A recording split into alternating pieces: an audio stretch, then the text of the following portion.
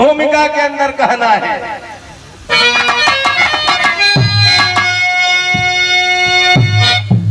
मचा घोर आतंक जबकि मही पे मिटाने को उसको मिला कोई नायक, बने सारथी कृष्ण अर्जुन का जाकर कराए तब दुष्ट चलवा के सायक, खत्म हो गया जब सुने महाभारत, तुम्हें सो सरिता तब धर्म राजा, मरे ही तमित कुल परिवार रण में, लगा पाप तन को उठे कब जनाजा।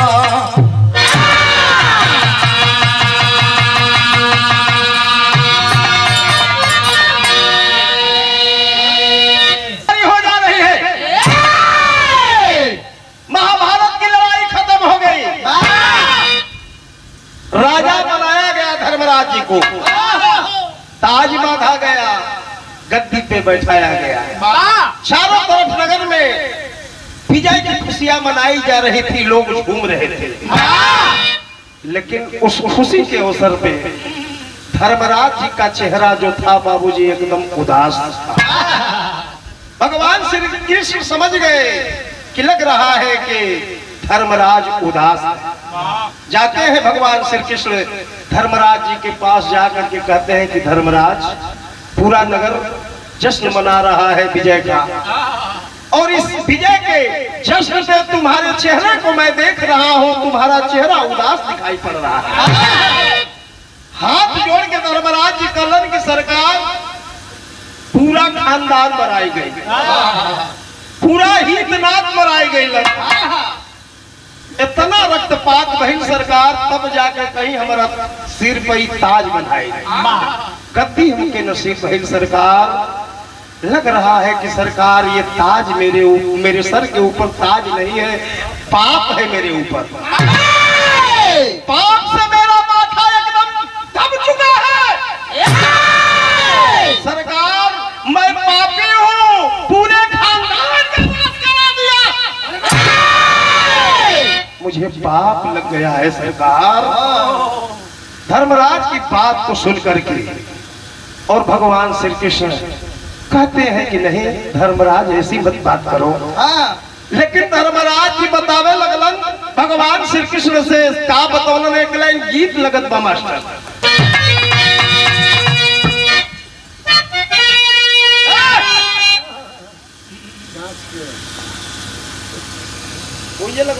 गीत बड़ी पुरान है, हाँ गीत बड़ी पुरान है, सर ना के लिए तुहार माथा सरल बा, ऐसे माथा सरल बा कि पुरान जितना चीज होले, जितना पुरान चीज होला एकदम मौका पर काम देला। गीत हुए स्वर हमके बताओ, अरे का बोली सैया अब बतवला न जाला, मेहरारू कहती है मरद से का, अरे का बोली सैया बतवला न जाला,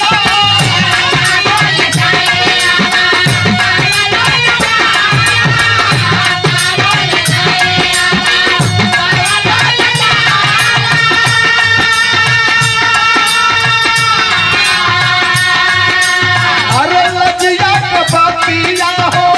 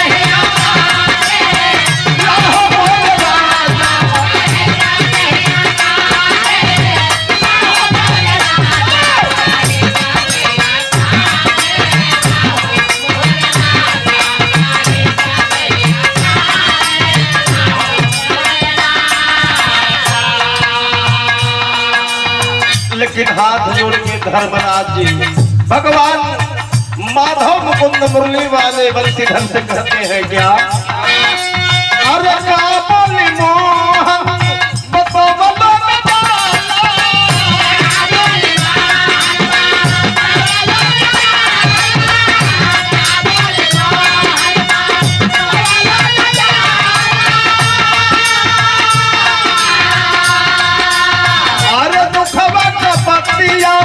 अब सुनवला न जाला कहीं तमन्ना डोले ना हो मोहन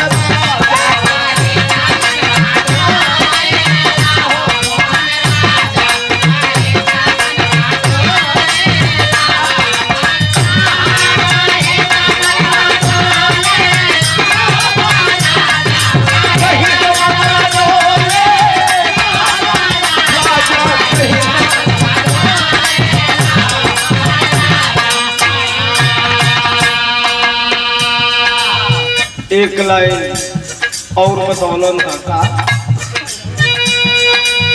पखवा लगल तन पे भइली समरिया अरे मर गइले कुल परिवार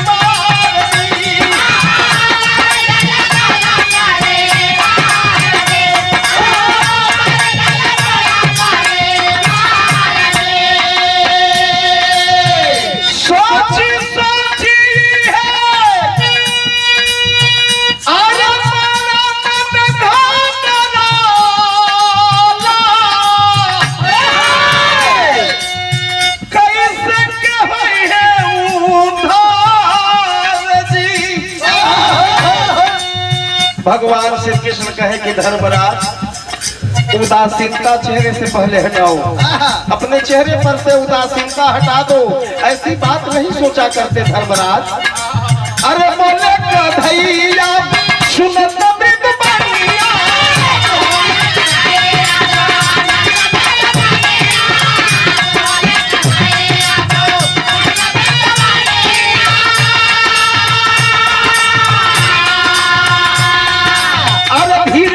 धीर धारा मनवा में ज्ञानिया काहे के ऐसे बोले ना हो धर्मराजा।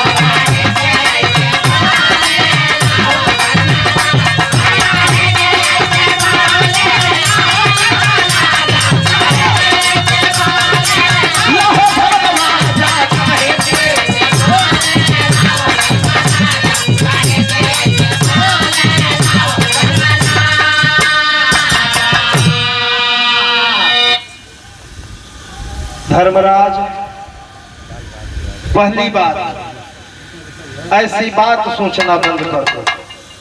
दूसरी बात चेहरे से उदासीनता हटा दो। और तीसरी बात जो कह रहे हो कि मुझे पाप लगा है, मैं पापी हूं, ये तेरे पाप को मैं छुड़वा दूंगा। भगवान श्री कृष्ण जब इतनी बात कहलन तो धर्मराज जी हाथ जोड़ के कहलन की सरकार का सही में हमार पाप छूट जाई? कहलन कि हाँ हो, कैसनो पाप तो होके लगल हो, वो पाप के हम छुड़ाए थे। गीत बदल गए मास्टर।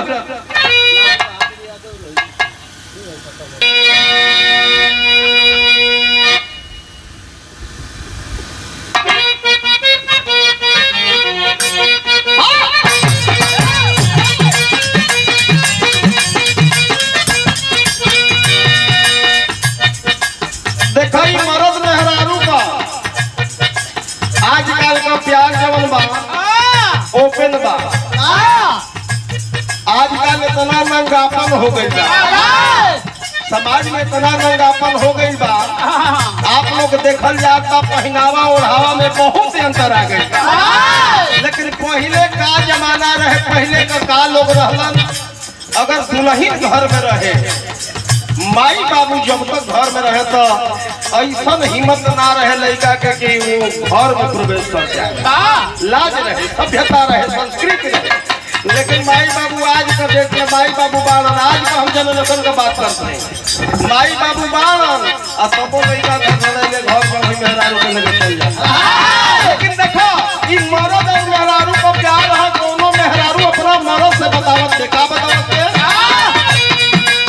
अरे कोठा के ऊपर कोठारिया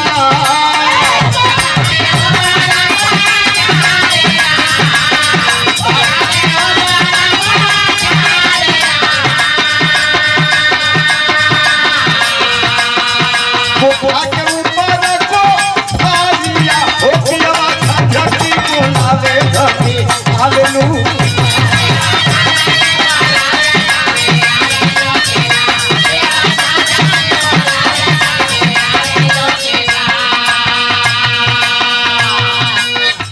मेहरारू एक लाइन फिर जवाब दे हलस का जवाब दे हलस कैसे के आई सैया तोहरी से बालिया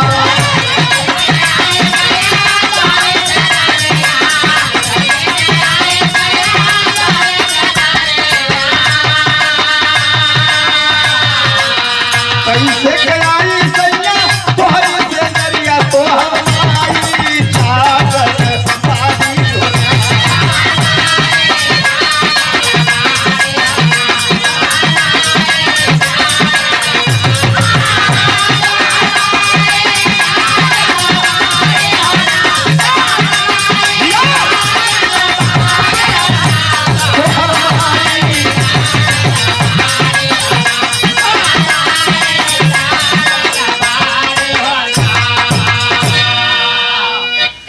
पहले का प्यार है, पहले का आदर सम्मान है। लेकिन कवि जी आजकल तो कुल सभ्यते खत्म हो गई, इतना नंगापन हो गई, इतना नंगापन हो गई सजवे ठाड़ फड़ैया कदत हो से इ गीत का नमूना है। लेकिन देखा विरह के अंदर कहना बहन धर्मराज से भगवान श्री कृष्ण जी बतावे लगलन तुहार पाप छोड़ाए दे का बतावत हो कहना भाई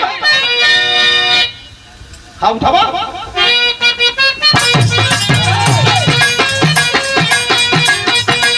अरे बोले का भैया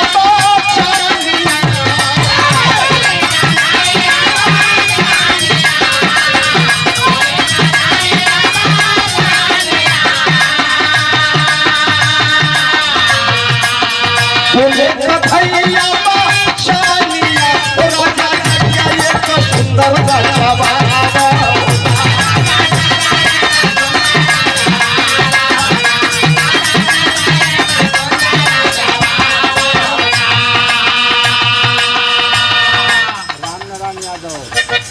और देखें अपने बोलाई के भावना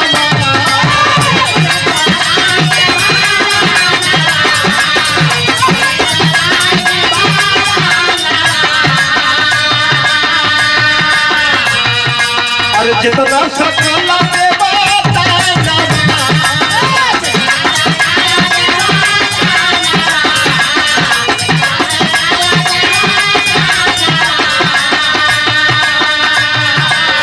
जितना सकल देवा दानावा सबके भेज के निंदन करा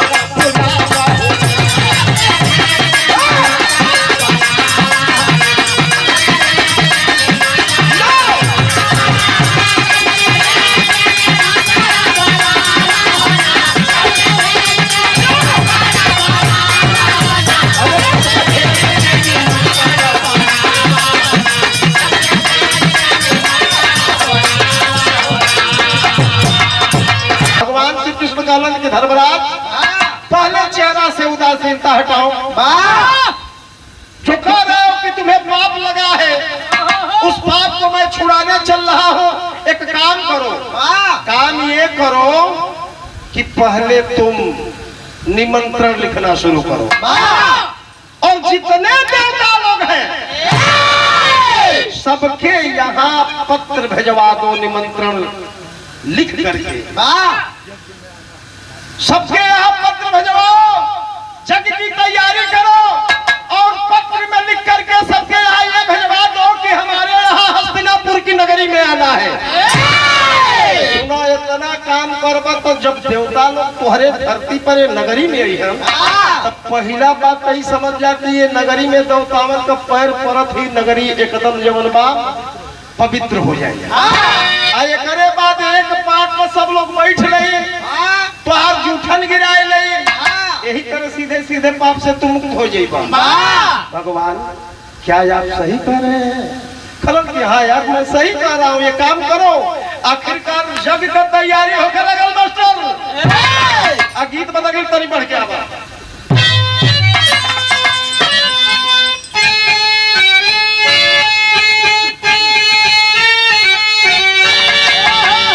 देखा ये पुरान गीत था। का जमाना रह के बिरहा का स्टार के ना गावल। हमरे पिताजी से लेके स्वर्गीय रामदेव उस्ताद, बुल्लो उस्ताद, हीरा उस्ताद, जितना पुरान लोग रहल आजकल का कुल नयो कलाकार। जैसे हमनी के बानी जा हमनों का गावते है जा। लेकिन बाहर गीत बाहर रस गा के गए तो हम गा के जालो। कहाँ जाइए? अरे अपने मेरे घर है। यही तो न कही ना, हम तो पूछने कि कहीं दूसरी जगह कहते हैं। ठीक हो जाए के जब होई तो इधर केहू के कहे के ना पड़ी। हो जाए के होई तो केहू के ना कहे के पड़ी। कौन गीत था मास्टर?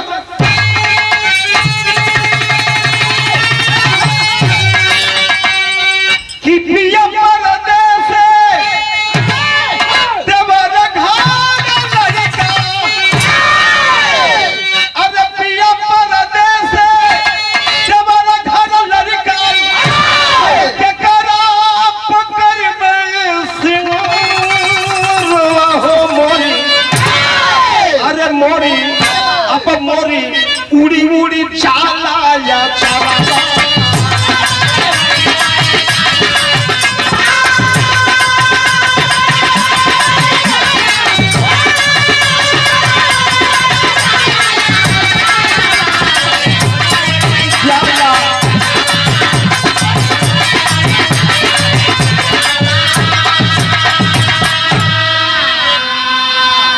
लेकिन हमारे बिरहा के अंदर कहना बहल का ये भेजे निमंत्रण, अरे सुना धर्म राजा, अब यही हो सकल देवता नवा होले, अरे होले अब होले जागिया राजा।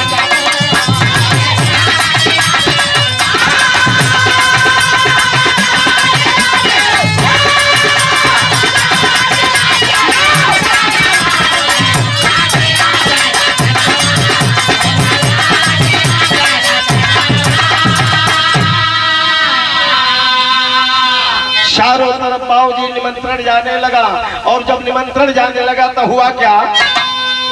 अरे पाके निमंत्रण सभी देव आए। हस्तिनापुर की नगरी में निमंत्रण को पा करके और धर्मराज के यहाँ सभी देवता लोग आए, लेकिन एक देवता ना आई। के ना आई?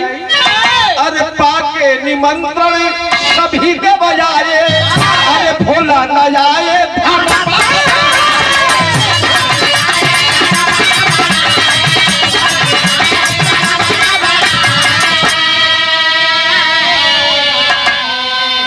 तब भोला न आएगा और कटी नहीं पपवा, तब भोला न आएगा और कटी नहीं पपवा, सुन से भर गए।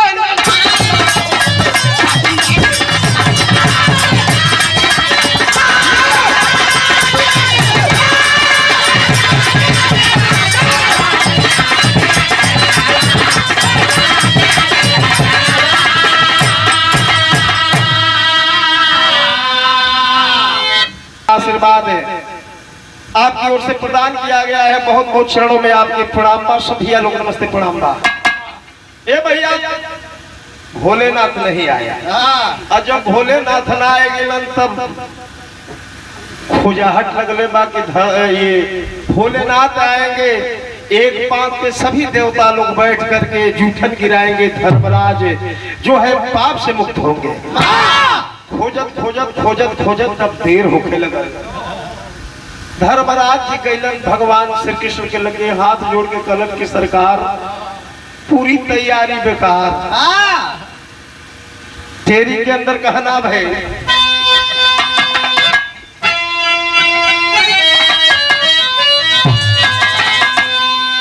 के माली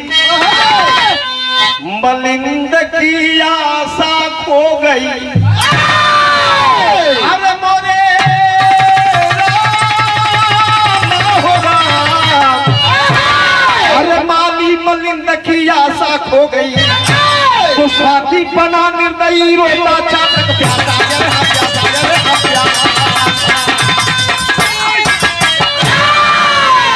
देखे धर्मराज जी रोने लगे और रो रो करके और भगवान श्री कृष्ण से बोल पड़े। छंद में जो है भाव दिया गया है, एक लाइन में डबल बता रहा। कहना है कैसे? अरे करे करुण पुकार ख्याल करो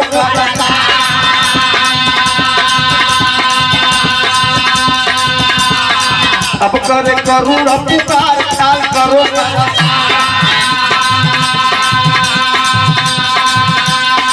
अरे कब दिल में ये पार ठहराए बदली, चित चंचल या धीर छेद विपदा की थी।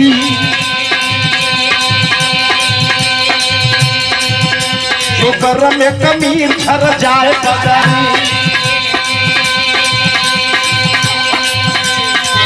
तीस सहलो न जाए थे से कहलो न जाए।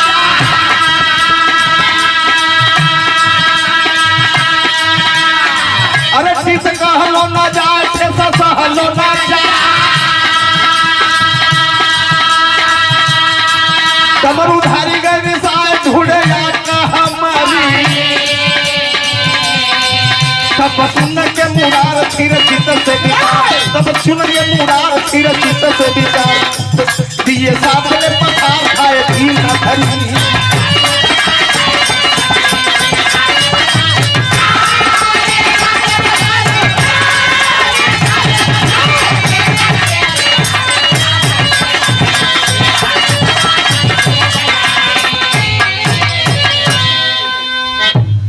भगवान जितना रसद बा सब बेकार लगत बा कि पाप से अब हमके मुक्ति नहीं मिली। भगवान श्री कृष्ण कहते हैं कि नहीं, मैं कहा कि तुम्हारी पाप को मैं जो कर रहे हो कि मुझे पाप लगा है, पाप से मुक्त कराऊंगा। धर्मराज चिंता मत करो, चलो। धर्मराज जी कहते हैं कि सरकार कहाँ चले? कलन की चला वही कैलाश पर्वत पर चलो, देखल जाओ चल के कि काहे ना भोलेनाथ आगे आगे धर्मराज, आगे आगे भगवान श्री कृष्ण, पीछे से धर्मराज जी ले करके भगवान श्री कृष्ण आ गए वही कैलाश पर्वत पर, जहाँ गांजा भांग धतूरा खाए के बाबा भोलेनाथ एकदम आंख आधा झपकत बा आधा खुलत बा, डिम डिम डिम डिम डिम डिम डिम डिम डमरू बजत हो। गीत बदल गए मास्टर, तनी और बढ़ा। देखा है गीत के माता बहन लोग आवेले शादी विवाह के अवसर पर, आए करा के उठा लो।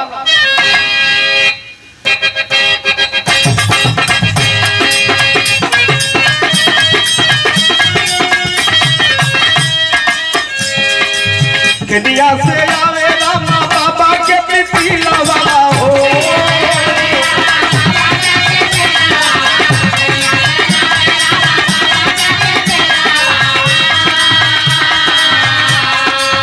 बाबा के प्रीति लवाए रामा बाबा के प्रीति लवा हो।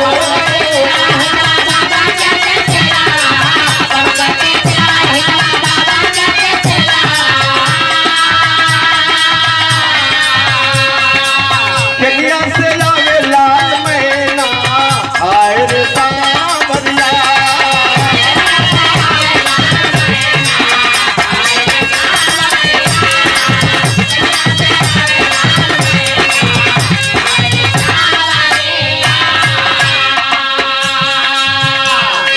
अरे काहे नहीं लावा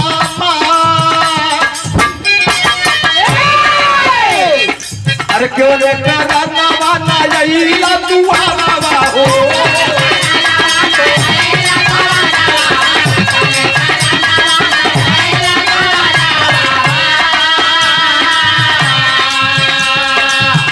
प्रभु आंख खोलना नहा के मैं माधव मुकुंद, भगवान आप आए हैं, हाँ सरकार मैं आया हूँ। देखो भगवान भोलेनाथ के ही प्रभु कहे, भगवान श्री कृष्ण के खुद प्रभु कहे। भगवान श्री कृष्ण कहलन हमने कराना वाला यही लदुआना हो।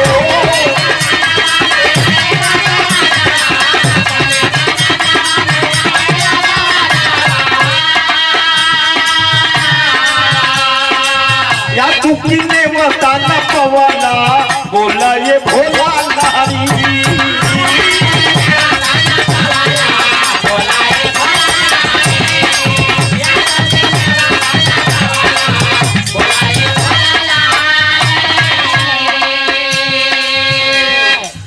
एक लाइन और कहलन है का,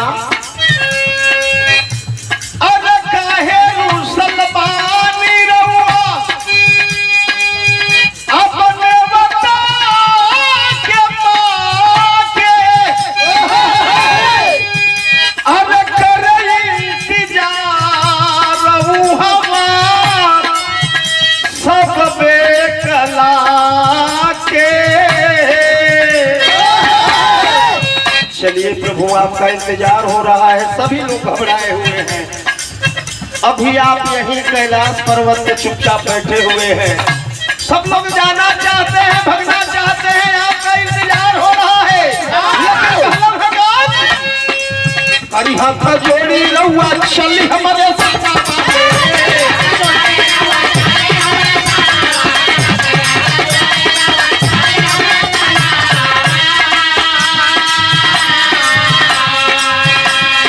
अरे करी हाथ जोड़ी रहुआ चली हमरे सामना वाले, काहे बदे तेरा लगवाली बोली ले भोला लहरी।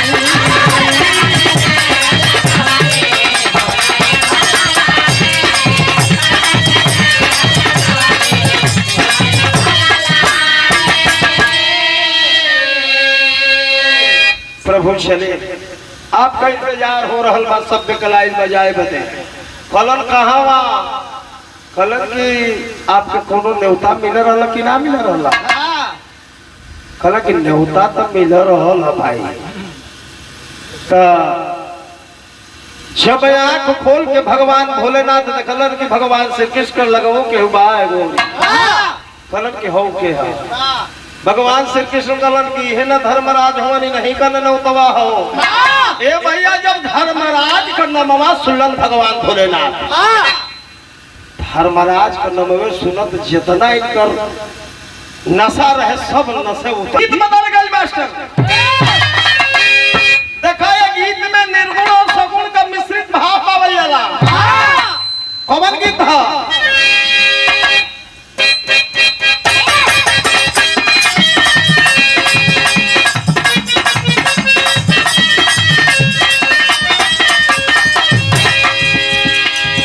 अरे काचई काचई अब काच काच बसवा कटवा मेरे मोरे यार जोगिया।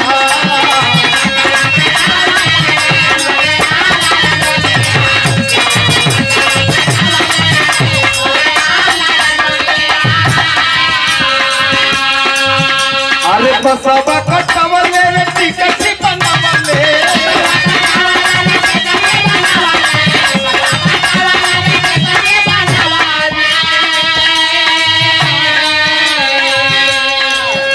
गीत का नमूना बा, लेकिन विरहा के अंदर कहना भइल भगवान श्री कृष्ण से। भगवान भोलेनाथ का कहलन हा, अरे न सदा अपना सदा हमार चटकवला हो उठे तारा नमवा।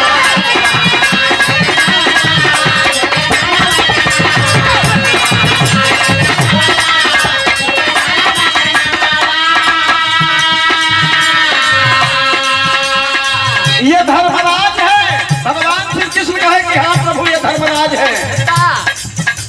तो इनके कोप हम कहले वाले कि हमारी के न्योता भेजो, कि जबरदस्ती न्योता हमारे के हाथ देश के भेजी हम तकाई करे के है। हम चल के जूठन गिराएंगे, पाप से मुक्त होई हम। बड़ा उल्टा सीधा बोले लगलन, का कहलन हम?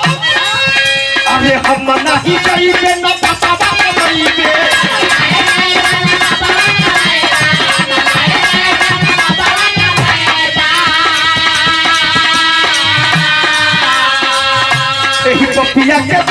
नहीं झूठा न गिरई पे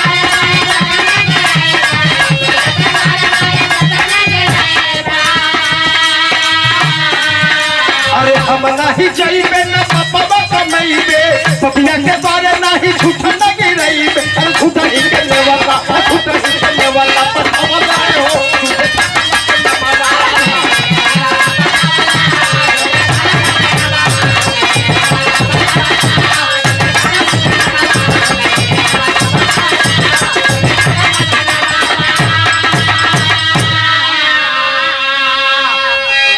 पापी हुआ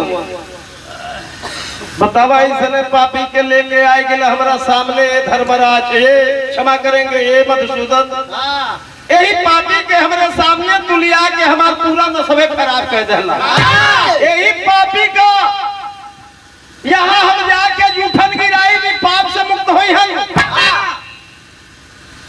नाम हो धर्मराज सत्यवादी कहल जाला लेकिन कहीं कहीं झूठो बोलल पूरे अपने खानदान का नाश कराए देला हितना तो संगी संगाती सब लोग मराए गए यही पापी के दरवाजे हम चल के जूठन ना गिराए प्रभु हम जूठन ना गिराए भगवान श्री कृष्ण हाथ जोड़ के कहलन कि ठीक हो एगो बात हमरो मनबया कहलन की एगो ना तोहार सही गो बात मानब लेकिन हई पापी के हम ना जाई कहलन की ठीक बा भाई मत जाई हम लेकिन हमारे प्रश्न के तू जवाब दे दम आ एकरे बाद हम तोहके कहबे ना करब कि तू चल कहलन की पूछल चाहत हुआ भगवान श्री कृष्ण कहते हैं कि प्रभु मेरा यही प्रश्न है कि आप सतयुग से लेकर के आज तक एक ही रूप आपका रह गया पूरे देवताओं का नाश हो गया सबका रूप बदल गया लेकिन आप अविनाशी कहे जाते हैं ये बतलाइए कि जब खंड प्रलय हुआ था जब कुछ नहीं रह गया था तो आप कहाँ थे और जहाँ थे वहां पे क्या देखे कहना भैया के नरवा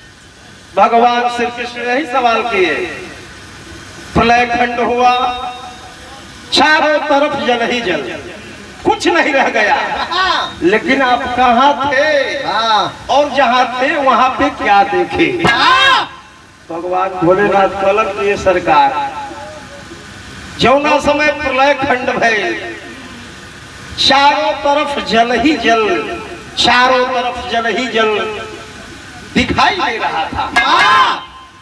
और उसी जलधारा में कवि जी, उसी जलधारा में मैं बहते हुए जा रहा था सरकार। भूख प्यास लगने रहा, मन में चैन रहल, भूख प्यास से लगे जैसे कि यही जलधारा हमके दबाए दे, ही जलवे में डूब के हम मर जाए।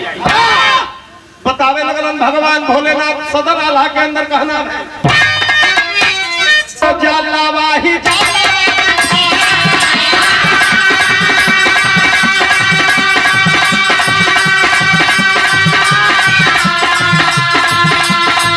भैया चारों ओर जलावा ही जलावा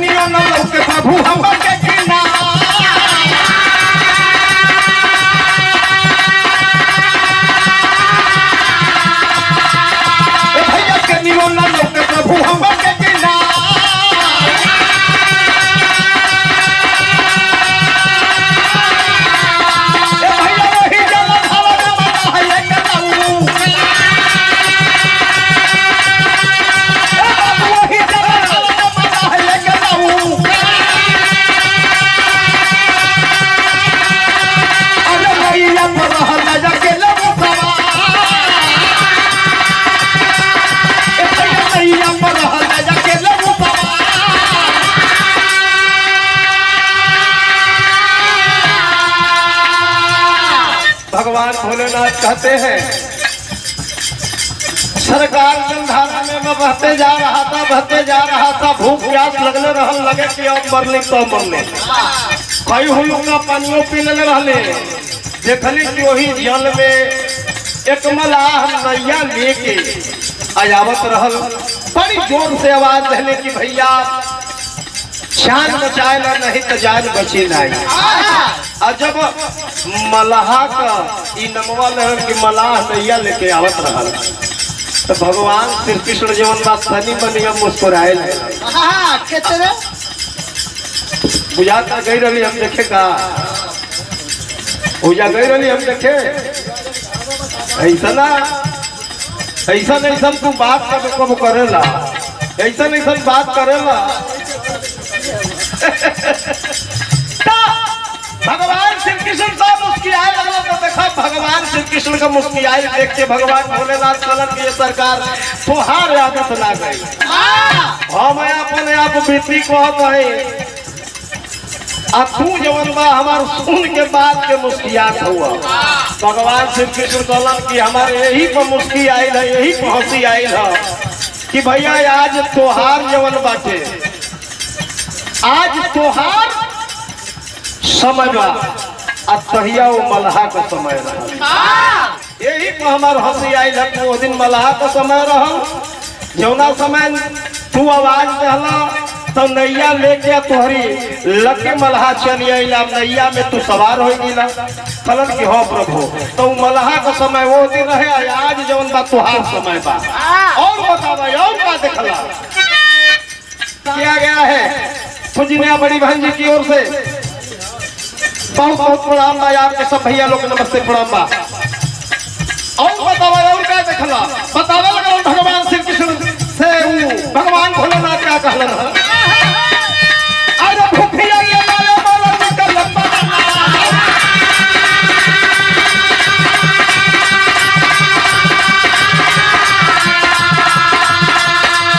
ओही नैया में अपन नैया में अपन ओही नैया में ककुतिया में चार, भैया ओही नैया में ककुतिया में चार।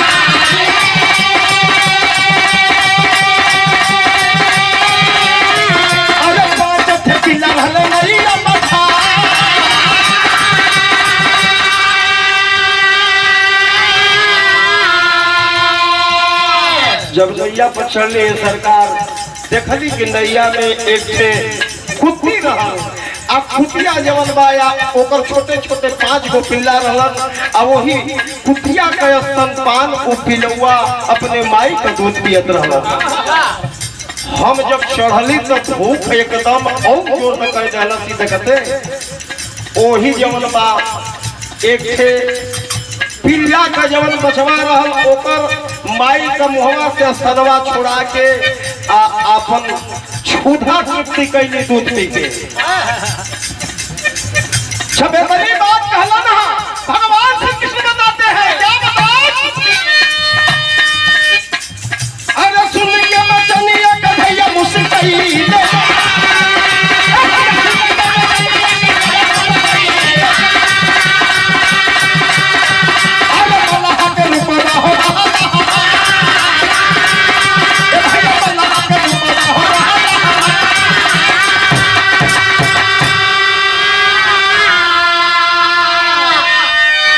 हम हंसले हम तो कह कि तू कबो कबो गजब करेला। हम अपन बीती बतावत तो तुहार हंसी आवत बा। हम कहली है ना कि तैया मलाहा का वक्त रहे आज तुहार वक्त बा आज तुहार वक्त बा तो धर्मराज के तू जात नहीं था तैया तू चिल्लाई रहला जान बचावे खातिर तो मलाहा दूसर के ना रहे हम रहले नैया बढ़ा के या तोहके अपना नैया में सवार कर देले। आज जवना पिलिया के भैया कुतिया के कला हुआ के स्तनवा छोड़ाई के कुतुआ से दूधवा पियले तो पिलिया के रहे कुतिया के रहे उहे आज का कुंती और जवने बचवा का स्तनवा छोड़ौले रहला मुहवा से दूसर के हुना रहे ए भोलेनाथ इहे धर्मराज। तो ये बताओ कि धर्मराज के तनाव से नाम कहत बड़ा कि ये पापी है ऐसे पापी के घर में जाकर के जूठन नहीं गिराऊंगा। तो ये बताओ कि ओना आधार पर तो तुम्हारा से बड़ी यार केहू पापी ना भाई। अरे जब धर्मराज अपना माई का दूध पियत रहलन तू स्तन छोड़ा के उनकर दूध पी लेला। तो ये बतावा कि तू उनकर भाई भइला धर्मराज जब पापी भइला तो तू पापी भइला अब चलबा कि ना चलबा? भगवान भोलेनाथ का तकिल बकिल बंद खलन के सरकार कबो कबो आपो ऐसा हमारा के चक्कर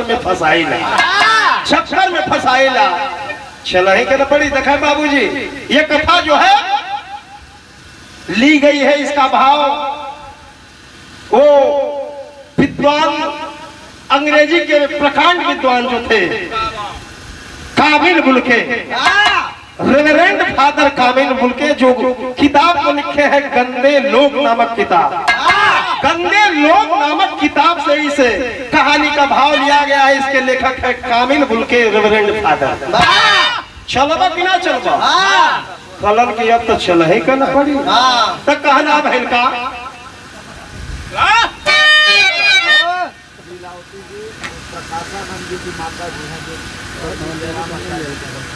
और देखा स्वर्गीय जयरामाचार्य जी की धर्मपत्नी श्रीमती लीलावती देवी जी जो प्रकाशानंद जी की माता जी आपकी ओर से ये सादर 50 रुपया बहुत बहुत प्रणाम। तक कहना बहन अरे पयनवा भइल ए भैया पयनवा भइल और आवा जब मने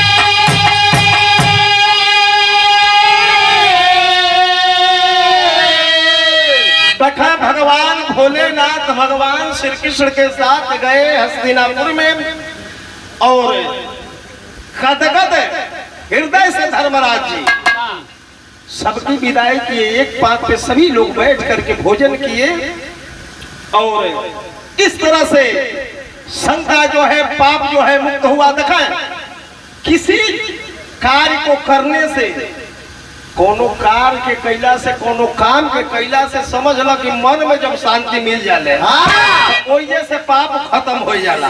तो धर्मराज जी जब एक पात में सबके बैठा के भोजन करोलन, भगवान भोलेनाथ समेत सब लोग खाए, जूठन गिरावल, एजे से समझ लो कि धर्मराज का पाप खत्म हो गए। तो कहना भैल